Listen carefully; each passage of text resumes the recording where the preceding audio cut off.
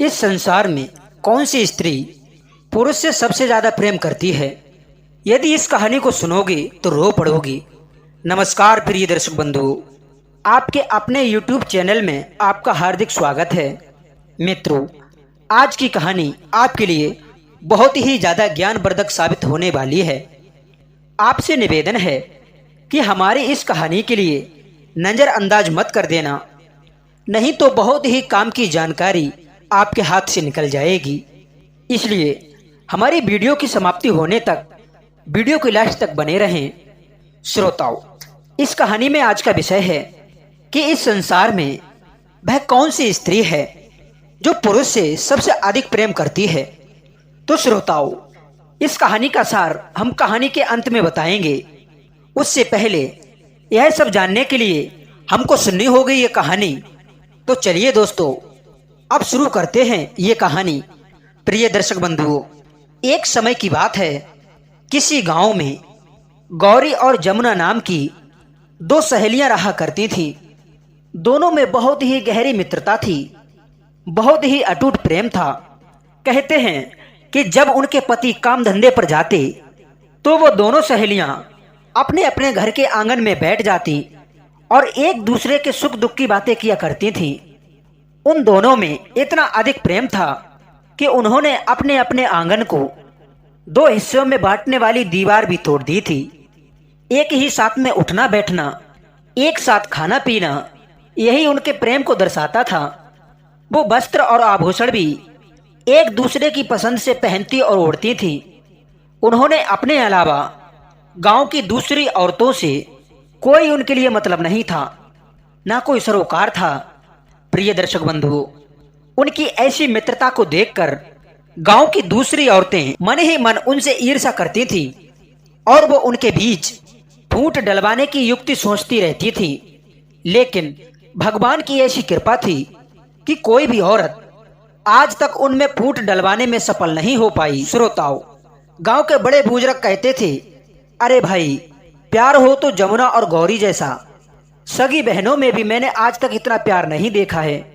दोनों सबसे बेखबर अपने ही दुनिया में मस्त रहती हैं। दोनों ही निसंतान थी। उनकी ये इच्छा थी कि भगवान उनकी गोद भर दे और उनके बीच में एक नन्हा मुन्ना आ जाए। इसके लिए वो दोनों ही भगवान से प्रार्थना करती थी और उनकी ये मनोकामना भगवान ने बहुत ही जल्दी पूर्ण भी कर दी। प्रिय दोस्तों, एक बार गांव वालों ने देखा कि गौरी और जमुना के बीच एक बच्चा आ गया। बच्चा किसका है ये बात किसी को मालूम नहीं थी। गांव वालों ने दोनों में से किसी को भी गर्भावस्था के दौरान नहीं देखा था। मां बनने का भेद भी उन दोनों के अलावा कोई नहीं जानता था। वो दोनों ही उस बच्चे का बराबर लालन पालन करती।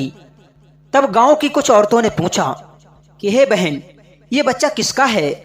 लेकिन वो दोनों ही मुस्कुरा करके रह गईं। प्रिय दर्शकों, गांव वाले उस बच्चे को कभी गौरी के पास देखते तो कभी जमुना के पास। जमुना उसके लिए नहलाती संवारती तो गौरी उसे लोरियां सुना करके सुला रही होती। इसी प्रकार से समय गुजरता गया और वो बच्चा भी बड़ा होने लगा। इधर जब गांव वालों को बच्चे की असली मां का पता नहीं चला तो धीरे धीरे बच्चे की असली मां के विषय में जानने की उनकी उत्सुकता समाप्त हो गई। लेकिन कहते हैं ना, समय बदलते देर नहीं लगती। किसके मन में कब और कैसे विचार आ जाएं, ये भी कोई नहीं जानता। प्रिय दर्शकों, एक दिन जब गांव वालों ने गौरी और जमुना को लड़ते हुए देखा तो वो आश्चर्यचकित रह गए। समय के साथ उथल पुथल हुए विचारों में उन दोनों सहेलियों के बीच स्वार्थ का बीज बो दिया, जिसके कारण उनमें आपसी मनमुटाव पैदा हो गया। दर्शक बंधुओं, गांव वालों को जब उनके झगड़े का कारण पता चला कि वो बच्चे को लेकर झगड़ रही थी, गौरी कहती है कि ये बच्चा मेरा है और जमुना कहती है कि ये बच्चा मेरा है। दोनों ही बच्चे पर अपना अधिकार जमाना चाहती थी। इसी बात के कारण उन दोनों के बीच नफरत की दीवार खड़ी हो गई। इधर गांव की पंचायत भी उनका फैसला नहीं कर पाई, क्योंकि इस बात का कोई प्रत्यक्ष गवाह नहीं था कि वास्तव में उस बच्चे को जन्म किसने दिया है, उसकी असली माँ कौन है। पंचायत के सामने भी दोनों झगड़ रही थी और यहीं तक नहीं, नौबत तो मारपीट तक आ पहुंची। वो दोनों औरतें गांव के मुखिया के सामने चीख चीख कर कह रही थी कि ये बच्चा मेरा है, ये मेरा बेटा है, इसको जन्म मैंने दिया है। श्रोताओं, तब जमुना ने कहा, देख गौरी, झूठ मत बोलना, ये बच्चा तो मेरा है, मैंने इसे जन्म दिया है। आज तक तेरी कोई औलाद नहीं हुई, इसलिए तेरे मन में पाप आ गया है कि कहीं लोग तुझे बांझ ना कहने लगें। तब गौरी बोली, अरे जमुना, बांझ तो तू है जो मेरे लाल पर अपना हक जमा रही है। मैंने तो ये सोचकर गांव वालों के सामने ये रहस्य नहीं खोला कि कहीं लोग तेरे लिए बांझ ना समझ बैठें। ये बच्चा तो मेरा है। मैं तो सोचती थी कि जल्दी ही भगवान तेरी भी गोद भर देगा, परंतु तू तो बांझ है जो मेरे बच्चे को हत्या कर अपना घर रोशन करना चाहती है। प्रिय दर्शक बंधुओं, तब गांव के मुखिया ने कहा कि सुनो, इस प्रकार शोर मचाने से कुछ होने वाला नहीं है। पहले ये बताओ कि तुम दोनों में ये झगड़ा कैसे उत्पन्न हुआ। बच्चे को तुम बराबर का लाड़ प्यार दे रही थी, फिर ये झगड़ा तुम दोनों में कैसे आरंभ हो गया। तो जमुना कहती है कि हे मुखिया जी, मैं तुम्हारे लिए असली बात बताती हूँ। ये बात पूरा गांव जानता है कि हम दोनों की शादी कुछ दिनों के अंतर में हुई थी। शादी के बाद कई वर्षों तक हम दोनों में से कोई भी मां नहीं बन सकी। उस समय हम आपस में ही एक दूसरे का सुख दुख बांटा करते थे। गांव की औरतों से भी हम इसलिए नहीं बोलती थी कि कहीं वो हमें बांझ समझकर हमसे नफरत ना करें, हमें इस दुनिया के ताने ना सुनने पड़े। बता गौरी, क्या मैं सच कह रही हूँ। तब गौरी ने भी जवाब दिया कि हाँ मुखिया जी, ये बात तो सच है। परंतु दोस्तों, तब जमुना ने उसकी बात काट करके कहा, अगर मगर मत कर, मेरी बात मुखिया के सामने पूरी होने दे। तब गौरी ने कहा, मगर का मतलब है कि तू अब झूठ बोलेगी। तब जमुना बोली कि अरे, मैं अब तक झूठ नहीं बोली तो अब क्या झूठ बोलूंगी।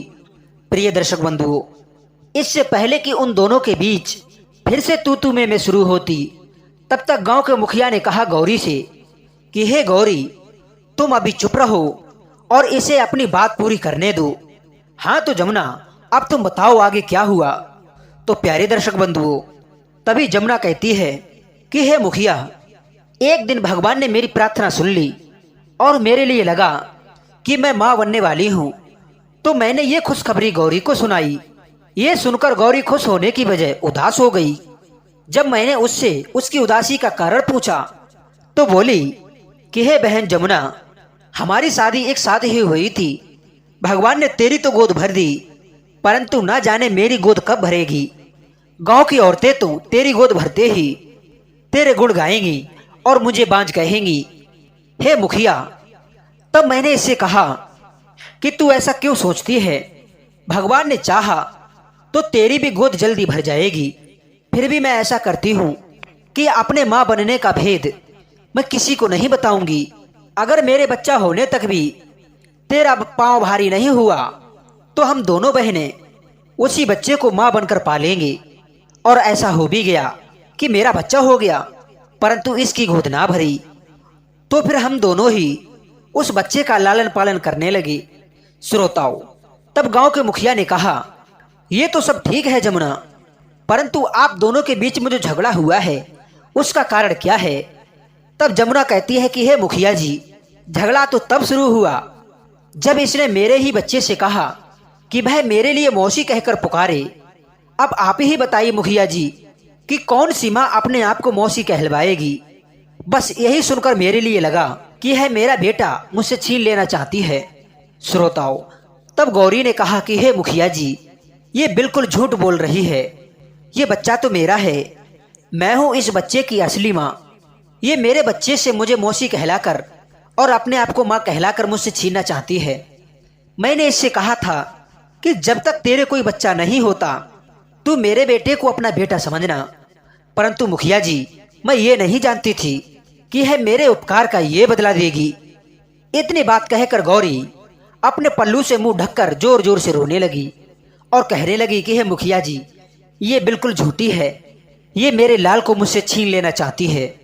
प्रिय दर्शक बंधुओं, मुखिया जी को उन दोनों की बातें सच लग रही थी, अतः वो समझ नहीं पा रहे थे कि किसके हित में फैसला सुनाया जाए, और ना ही ये सिद्ध कर पा रहे थे कि बच्चे की असली मां कौन है। श्रोताओं, अंत में बाकी पंचों से विचार विमर्श करने के बाद मुखिया जी बोले, ये मामला बहुत ही जटिल है, जो इस प्रकार से नहीं सुलझाया जा सकता। ये तो सच है कि तुम दोनों में से एक औरत झूठ बोल रही है, जो बच्चे पर अपना नाजायज हक जमा रही है। ये घोर अपराध है। कहते हैं कि जो दूसरे के बच्चे पर हक जमाती है, दूसरे का बच्चा छीनना चाहती है, तो ये बहुत ही जघन्य अपराध हो जाता है, जिसके बदले कठोर दंड दिया जाता है।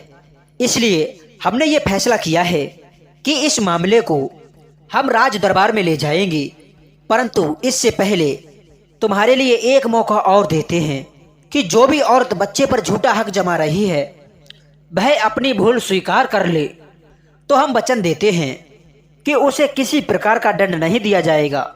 और यदि मामला राज दरबार तक गया तो महाराज का फैसला आखिरी होगा, और जो झूठी औरत होगी वो दंड के भागीदार होगी। अब तुम दोनों एक बार फिर सोच लो कि तुम में से कौन झूठ बोल रही है। प्यारे दर्शक बंधुओं, तड़प करके गौरी ने कहा कि नहीं मुखिया जी नहीं, मैं भगवान की सौगंध खाकर कहती हूँ, ये बच्चा मेरा ही है। मैंने तो इसके साथ में भलाई की थी, मुझे क्या मालूम था कि मेरी भलाई का बदला ये बुराई से देगी। प्यारे दर्शक भाइयों, तभी मुखिया जी ने जमुना से पूछा कि हे जमुना, तुम भी कुछ कहना चाहती हो? तो जमुना बोली कि मुझे जो कहना था वो मैं कह चुकी हूँ मुखिया जी। मुखिया ने कहा कि ठीक है, पंचायत का फैसला है कि ये मामला कल राज दरबार में पेश किया जाएगा। मुखिया ने कहा, जब तक ये निर्णय नहीं हो जाता कि असली मां कौन है, तब तक इस बच्चे की देखभाल पंचायत करेगी। तब जमुना ने कहा कि ठीक है, हमारे लिए मंजूर है। प्यारे दर्शक बंधुओं, लेकिन गौरी बोली कि नहीं नहीं, हे मुखिया जी, ये तो अन्याय है। रात भर मेरा बच्चा मेरे बिना कैसे रहेगा? तब मुखिया जी ने कहा, तुम किसी प्रकार की चिंता मत करो गौरी, बच्चे को किसी भी प्रकार की कोई तकलीफ नहीं होगी। और दोस्तों, उसके बाद में पंचायत समाप्त हुई। वो दोनों औरतें एक दूसरे को कोसती हुई अपने अपने घर चली गईं। जब दूसरा दिन हुआ तो मुखिया ने वो मामला राज दरबार में पेश कर दिया। आसपास के गांव के जो लोग थे इस मुकदमे का फैसला सुनने के लिए उत्सुक थे। सभी ये चाहते थे कि महाराज इस अनोखे मुकदमे का क्या फैसला सुनाएंगे। ये सुनने के लिए बहुत से आसपास के लोग इकट्ठे हुए।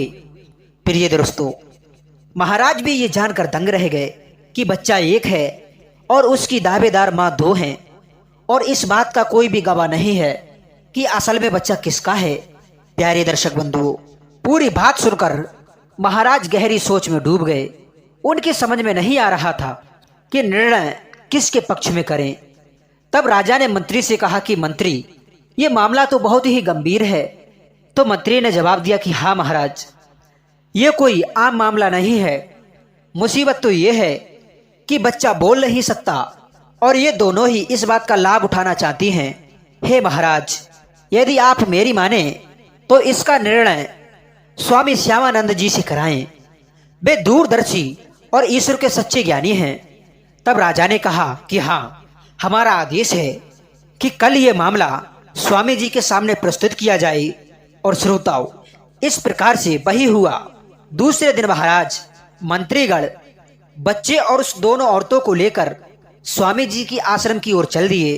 पीछे पीछे अपार जनसंख्या थी जो कि इस अद्भुत फैसले को सुनना चाहती थी। प्यारे दर्शक बंधुओं, कुछ देर के बाद ही सभी लोग स्वामी जी के आश्रम में पहुंच गए, और स्वामी जी के सामने उस मामले को रख कर के महाराज ने कहा कि हे स्वामी जी, अब न्याय आपके हाथ में है। आप ही इस विवाद का ऐसा फैसला करें कि दूध का दूध और पानी का पानी हो जाए। प्रिय दर्शकों, स्वामी जी ने बड़े प्यार से उस बच्चे को अपनी गोद में बैठाया और गौर से उसका चेहरा देखा। वो नन्हा सा बालक उनकी गोद में किलकारियां मार रहा था। बच्चे का चेहरा देखने के बाद स्वामी जी ने उन दोनों औरतों की ओर देखा। दोनों ही लुटी लुटी और गमगीर सी उनके सामने खड़ी थी। तब स्वामी जी ने कहा कि हे राजन, हम समझ गए हैं कि यह बच्चा किसका है। तब राजा ने पूछा कि स्वामी जी, किसका है ये बच्चा? तब स्वामी जी ने कहा कि हे राजन, उसका नाम तो हम नहीं बताएंगे, इसका निर्णय तो अभी ये स्वयं ही कर देंगी। बोलो देवियों, सच सच बताओ कि ये बच्चा किसका है?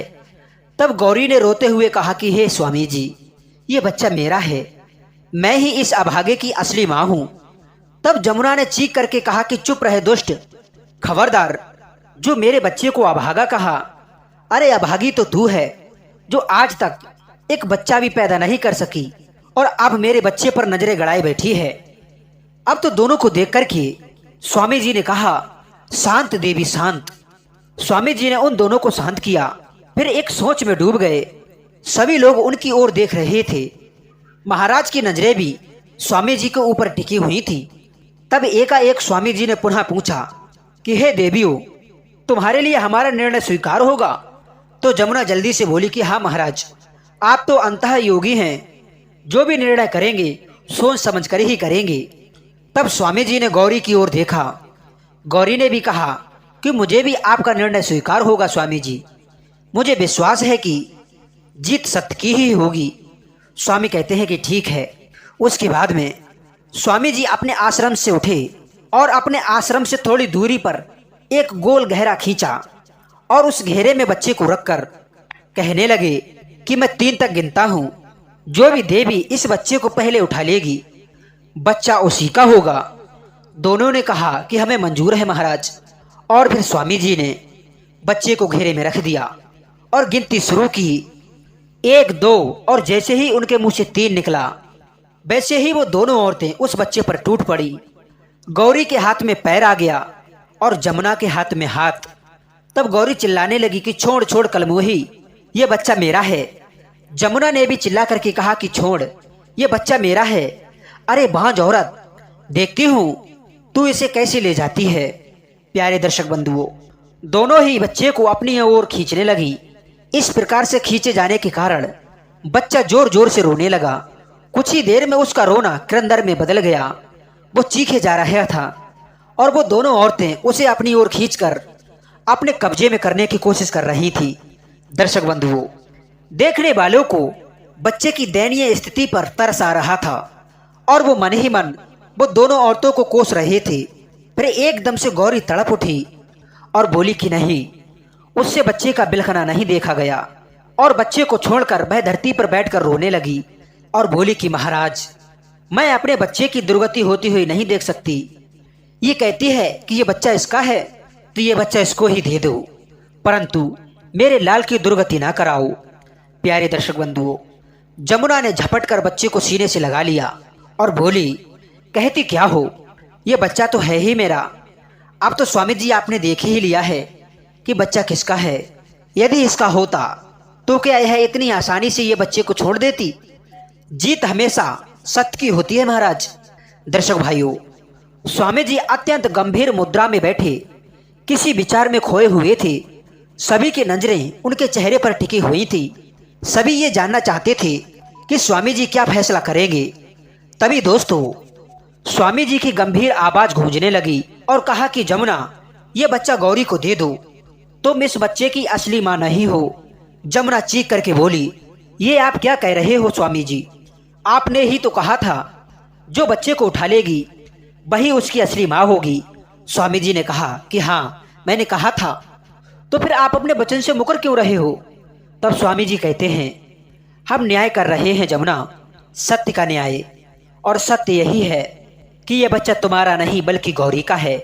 जमुना बोली कि नहीं नहीं स्वामी जी, ये तो आपका अन्याय है। आप न्याय नहीं बल्कि अन्याय कर रहे हो।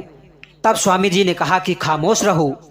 अरे दुष्ट औरत, जिस औरत के मन में प्रेम नहीं, जिस औरत के दिल में ममता नहीं, वो भला माँ कैसे हो सकती है?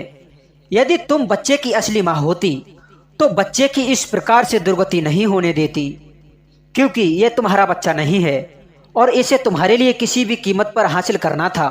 इसीलिए तुम्हारे लिए बच्चे के हित और अहित की कोई चिंता नहीं थी। तुम्हारे मन में तो स्वार्थ भरा है और स्वार्थी मनुष्य तो किसी के हित और अहित की बात सोच ही नहीं सकता। इस बच्चे की असली माँ तो गौरी है, जिससे बच्चे का बिलखना सहन नहीं हुआ और ना ही उसकी दुर्गति देखी गई। अतः बच्चे के अहित को होते हुए देखकर उसने अपना दावा वापस ले लिया। स्वामी जी महाराज बोले, हम अपना निर्णय दे चुके हैं राजन, आगे जो आपको करना है वो कीजिए।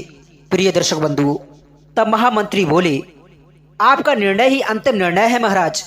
तब महाराज बोले कि हमारा आदेश है कि इस दुष्ट औरत से बच्चे को लेकर गौरी को दे दिया जाए और इसे कारागार में डाल दिया जाए।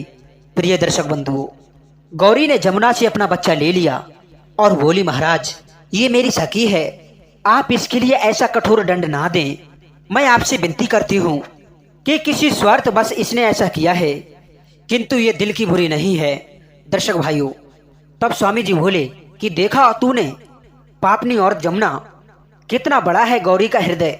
अरे जिसके साथ में तूने छल किया है वही तेरे लिए अब है दान मांग रही है।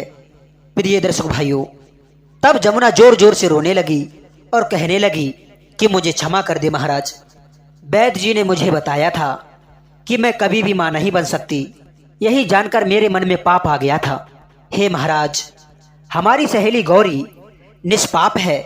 श्रोताओं, तो स्वामी ने कहा, ठीक है जमुना, इसके कहने पर हम तेरे लिए क्षमा करते हैं, किंतु याद रहे भविष्य में कभी किसी के साथ में धोखा करने की कोशिश मत करना, नहीं तो कठोर दंड दिया जाएगा। प्रिय दर्शक भाइयों, जमुना गौरी के कदमों में गिर पड़ी और सिसक सिसक करके रोते हुए बोली कि हे गौरी बहन, मुझे माफ कर दे, मैंने तेरा दिल दुखाया है। तब गौरी बोली कि जमुना बहन, जो कुछ भी हुआ उसे तू भूल जा। कहते हैं कि सुबह का भूला यदि शाम को घर आ जाए तो उसे भूला नहीं कहते। तेरी आंखों से बहने वाले प्रायश्चित के आंसुओं ने तुझे अपराध मुक्त कर दिया है। ले संभाल इस बच्चे को, इस पर आज भी तेरा उतना ही अधिकार है जितना कि पहले था। मैं सबके सामने कहती हूँ कि मैं इसकी जन्म देने वाली माँ हूँ और तू ही इसकी धर्म की माँ है। आज से इसका लालन पालन तू ही करेगी। मैं तो इसको हंसता खेलता देखकर ही खुश रहूंगी। मेरी गौरी बहन, ले इस बच्चे के लिए। श्रोताओं, गौरी की महानता देखकर वहां उपस्थित सभी लोगों की आंखों में आंसू आ गए। महाराज और स्वामी जी से विदा लेकर दोनों अपने अपने घर चली गईं। तो भाइयों, ये थी कहानी दो स्त्रियों की, दो माओं की। ये कहानी को सुनकर के आपकी आंखों में प्रेम के आंसू छलक आए होंगे और आप जान भी गए होंगे कि माँ की ममता क्या होती है, असली माँ कौन सी होती है, वो हमने इस कहानी में दर्शाया है। तो भाइयों, ये कहानी सिखाती है कि जो लोग दूसरों के साथ में धोखा करते हैं, अपने स्वार्थ के लिए दूसरे की वस्तु को हड़पना चाहते हैं, तो वो घोर अपराध के भागी बन जाते हैं और उनके लिए परमात्मा की तरफ से कभी ना कभी बहुत भारी दंड मिलता है। दर्शक भाइयों, आइए अब मैं आपको बताऊं जो मेरी कहानी का शीर्षक था कि संसार में कौन सी स्त्री है जो पुरुष से सबसे अधिक प्रेम करती है। तो दोस्तों, इस संसार में ऐसी स्त्री वो है माँ, और पुरुष वो है जो है उसका बच्चा। यानी कि माँ रूपी स्त्री पुरुष रूपी अपने पुत्र से इस संसार में सबसे अधिक प्रेम करती है। माँ रूपी स्त्री के अलावा पुत्र रूपी पुरुष से जितना प्रेम होता है इतना किसी से नहीं होता। भाइयों, जो मैंने इस कहानी में आपको समझाया है, तो दोस्तों कैसी लगी हमारी ये कहानी, वो हमारे लिए कमेंट सेक्शन के माध्यम से अपनी राय अवश्य देना।